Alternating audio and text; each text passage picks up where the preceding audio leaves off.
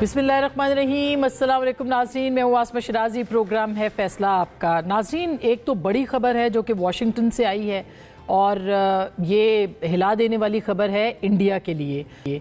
मेरा ख्याल है कि इंडिया के जो सितारे हैं हिंदुस्तान के, वो काफ़ी ज़्यादा गर्दिश में हैं और उसकी वजह यह है कि प्रेसिडेंट ट्रंप, जो कि कहा जा रहा है कि मोदी साहब से बहुत ज़्यादा नाराज़ हैं, वो पे दर पे हिंदुस्तान के बारे में 10 मई के बाद से जो है वो नाराज़ हैं और नाराज़गी का इजहार भी करते चले आ रहे हैं।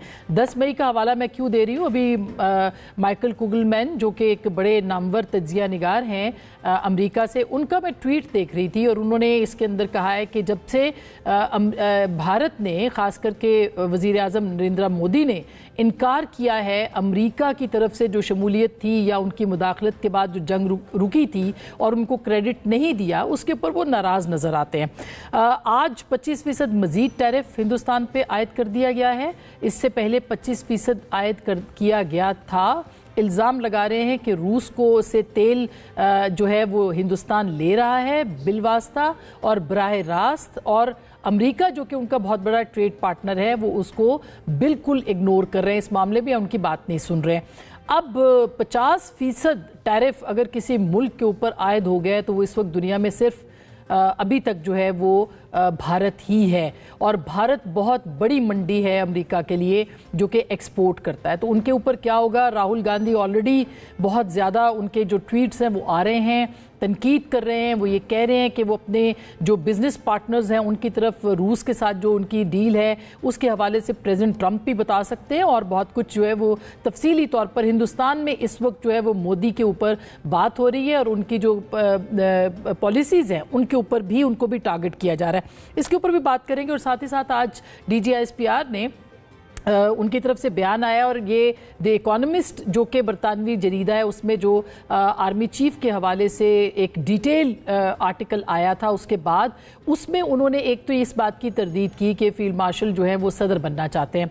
उन्होंने कहा कि ऐसा कोई इरादा उनका नहीं है। और दूसरा उन्होंने ये कहा कि अगर भारत जो है वो हम पे अटैक करेगा, जब उनसे पूछा गया कि अगर वो अटैक करेगा तो आप क्या करेंगे, क्या जवाब देंगे, तो उन्होंने कहा कि हमारा जवाब मशरिक की तरफ से होगा। और उन्होंने कहा कि हम गहराई यानी अंदर जा के या गहराई तक जो है वो हमला करेंगे हिंदुस्तान के ऊपर। अब इसको इंटरप्रेट किया जा रहा था इंडिया के अंदर मुख्तलिफ मानों में कि बांग्लादेश से हमला पाकिस्तान करने का सोच रहा है, लेकिन इसकी बहुत अहमियत यूँ है कि पाकिस्तान के तर्जुमान पाक अफवाज हैं जनरल अहमद शरीफ साहब, उन्होंने ये कहा है कि मशरिक की तरफ से, तो इसका मतलब क्या है, इसके ऊपर भी हम बात करेंगे।